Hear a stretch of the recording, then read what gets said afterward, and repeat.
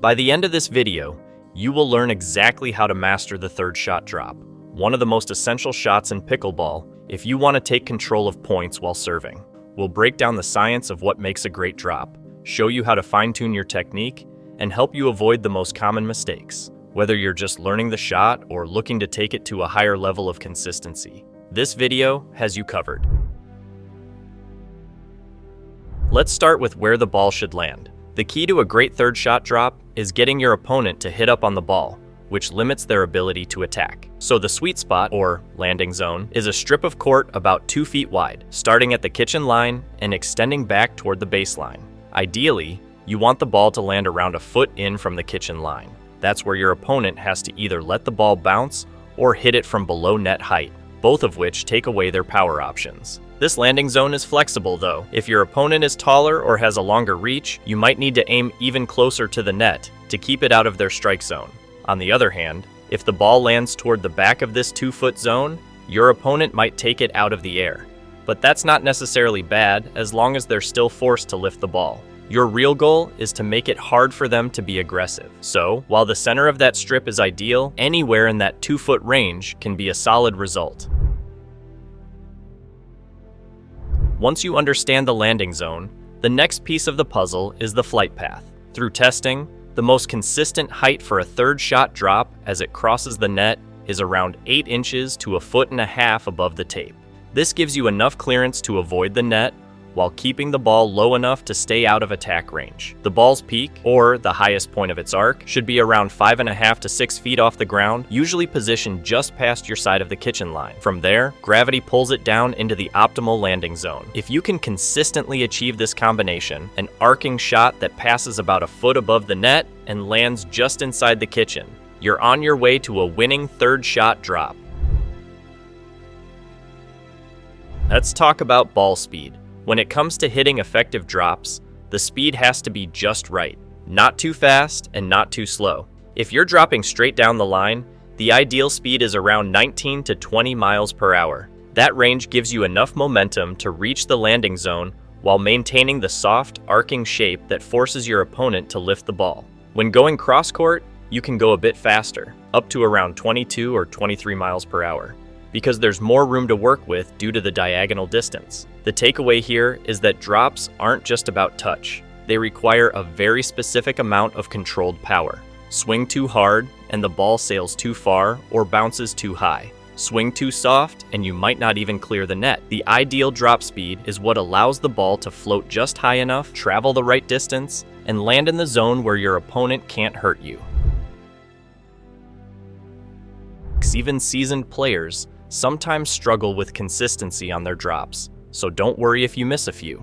What's more important is knowing why those mistakes happen. The most common error is hitting the ball into the net. This usually comes from 2 issues, either hitting with the right trajectory but not enough speed, or hitting with decent speed but aiming too low. Both can result in the same frustrating outcome, your ball falling short. On the other hand, hitting the ball too far or too high is another problem. If your drop sails past the ideal landing zone, your opponent can step in and volley it before it even bounces. Or, even worse, they can attack it straight away. And if the ball does bounce but rises too high, it becomes an easy putaway. So, while getting the ball into the landing zone is crucial, making sure it stays low and soft is equally important.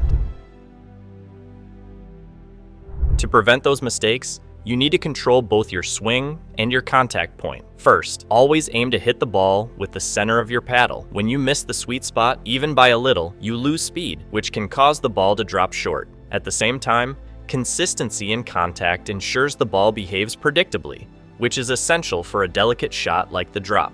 Second, you want to make sure your energy is always going forward through the ball. If your body is leaning back, you'll naturally slow down your paddle's momentum, which can cause mishits. It's just like shooting a free throw. If you move differently each time, the results will vary wildly. But if you step into the ball with controlled forward motion, your drop will have more uniformity and better accuracy. Also, pay attention to where you make contact with the ball. Try to hit it at about the same height each time, roughly at waist level, and wait until the ball is falling, not rising. If you try to strike it as it's still climbing from the bounce, you'll often make contact too high or too early, both of which mess with your trajectory and timing. One of the biggest keys to hitting reliable third shot drops is footwork. A lot of players think drops are all about paddle skills, but getting into position is half the battle. If your feet aren't moving, you'll often find yourself lunging or adjusting mid-swing, which reduces your control. Right as your opponent hits their return, your feet should already be preparing for the bounce. This might mean a small hop, a shuffle back, or even a full step to the side, whatever it takes to give yourself time and space to strike the ball cleanly. A small adjustment in position can make all the difference between a drop that clips the net and one that floats perfectly into the kitchen. Tight control is a delicate but crucial part of the drop. If your wrist is too active during your swing, it's easy to lose that delicate touch. Too much wrist action tends to send the ball sailing high or changes the angle of contact mid-swing, which leads to inconsistency. The solution is to keep your wrist as steady as possible during the motion. Think of your shoulder as the engine that drives the shot, not your wrist. A short, compact swing, driven mainly by the shoulder, makes it much easier to control the height and keep the ball on a repeatable path. Avoid big swings, as they're harder to time and more likely to send the ball too high or too fast. Let's talk spin. While the basics of drop techniques stay the same, the type of spin you apply does change your motion and the shot's behavior. A slice drop has you cutting under the ball, creating backspin that helps the ball stay low after it bounces. It's consistent and reliable, but if you hit it too high, it may pop up and give your opponent a chance to attack. A topspin drop, on the other hand, involves brushing up behind the ball and finishing high. It requires more effort and control because you have to swing faster.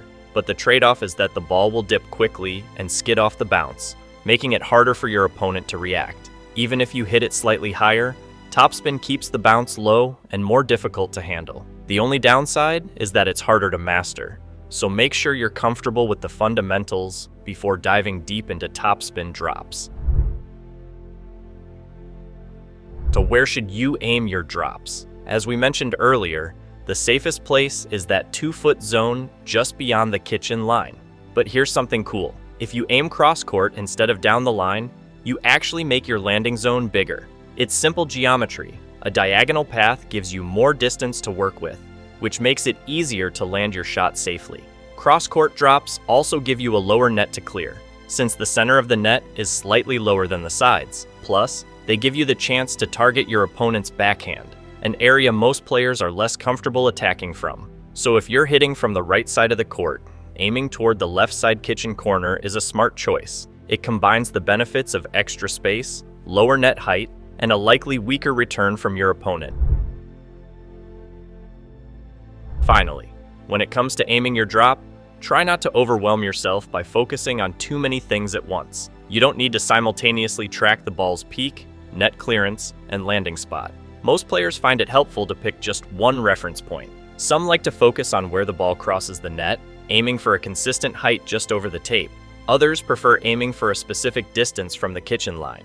Either method works. Just choose the one that helps you stay most consistent.